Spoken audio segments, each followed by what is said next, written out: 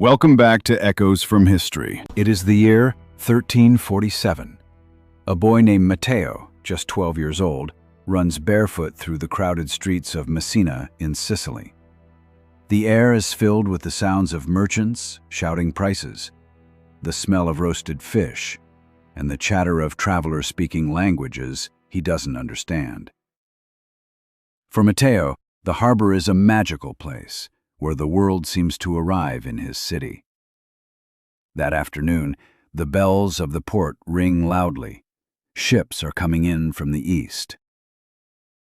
Matteo pushes his way through the crowd, eager to see the treasures. Silk shimmering in the sun, sacks of spice that smell of faraway lands, maybe even exotic animals he has never seen before. But when he arrives at the docks, excitement turns to horror. Sailors lie motionless on the decks. Some are barely alive, their bodies covered in black, swollen boils. Others groan in fever, their eyes glazed with pain. The smell of sickness drifts across the harbor. People who had gathered to cheer the ships begin to scream, rushing back into the streets. Confusion spreads like fire. Matteo clutches the edge of the pier, his heart racing, unable to look away. He doesn't yet know it, but this moment marks the beginning of a nightmare that will consume his city, and soon all of Europe. To understand the devastation that followed, we must step into Europe in the 14th century. It was a continent alive with trade and faith. Bustling markets overflowed with cloth, grain, and livestock. Merchants traveled by caravan and ship, connecting distant cities. Towers and cathedrals stretched into the sky, symbols of both wealth and devotion. But beneath the surface, danger lurked. Streets were narrow and filthy, waste thrown into alleys and rivers. Animals wandered freely among the people, dogs, pigs, and rats, feeding on scraps. Most homes were dark and crowded, with families packed tightly together. Medicine was primitive, ruled by superstition more than science. Doctors relied on charms, bloodletting, and prayer. Few understood how disease truly spread. Europe seemed prosperous, but in truth, it was fragile. And in that fragility lay the perfect ground for catastrophe. The plague's journey began far away, across the steppes of Central Asia. In the shadow of mountains and deserts, caravans moved slowly, their wagons heavy with silk, spices, and grain. Alongside the traders traveled something unseen: tiny fleas clinging to the fur of black rats. These fleas carried a deadly passenger, a bacterium called Yersinia pestis. At first, no one understood the danger: a sick traveler here, a dying village there. But the plague was relentless. As the caravans crossed deserts and rivers, as ships sailed the Caspian and Black Seas, the disease traveled silently with them. By the time merchants reached the bustling ports of the Mediterranean, the plague had already become unstoppable. In the autumn of 1347, when the 12 ships docked in Messina, they brought not wealth, but death. Sailors staggered ashore, coughing, feverish, their bodies covered in dark swellings. Within days, the sickness spread through the city. Houses that once echoed with laughter grew silent.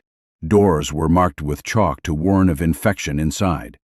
Families locked themselves away, praying the pestilence would pass them by. From Messina, the plague spread like fire, carried by trade routes into Italy, France, Spain, and north to England. Everywhere it went, it left devastation. No city was too strong, no village too remote. The Black Death ignored borders, kings, and walls. For Matteo, the boy from Messina, the days grew darker with each sunrise. He saw neighbors collapse in the streets, their skin blotched with purple marks. The once busy market square was nearly empty, save for the sound of coughing and the slow creak of carts carrying the dead. Priests rang bells, calling people to prayer, while others hurriedly dug mass graves on the edge of town. Matteo watched in silence as bodies, men, women, children, were lowered into the earth without ceremony, layer upon layer, because there was no longer time for proper burials. Fear spread faster than the plague itself. Rumors filled the air. Some believed this was God's punishment for sin. Others whispered that it was the work of the devil. In many towns, strangers, Jews, and foreigners were accused of poisoning wells and spreading disease. Hatred and violence grew alongside the sickness. Plague doctors became one of the most haunting images of this time. Dressed in long black robes, they wore bird-like masks with glass eyes and long beaks. The beaks were stuffed with herbs and spices, rosemary, cloves, mint, believed to purify the air. In their hands they carried canes, used to prod the sick or to keep distance. To children like Matteo, they seemed less like men and more like creatures from a nightmare. And though they walked bravely among the sick, their treatments did little. No cure, no prayer, no ritual could stop the Black Death. As weeks turned to months, despair became normal. Bells tolled constantly, signaling yet another death. Villages emptied overnight, entire families vanished, their homes left abandoned. Survivors fled into the countryside, but the plague found them even there. Farmers left their fields, soldiers deserted their posts, cities fell silent. In some towns, wolves and wild animals roamed freely because so few people remained. Everywhere Matteo looked, life seemed to unravel. His once vibrant city was reduced to whispers, fear, and the endless shadow of death. And across all of Europe, millions of families shared his fate. By the time the plague began to fade, Europe had lost between 25 and 50 million lives, nearly half of its population. Towns once filled with laughter and music stood silent.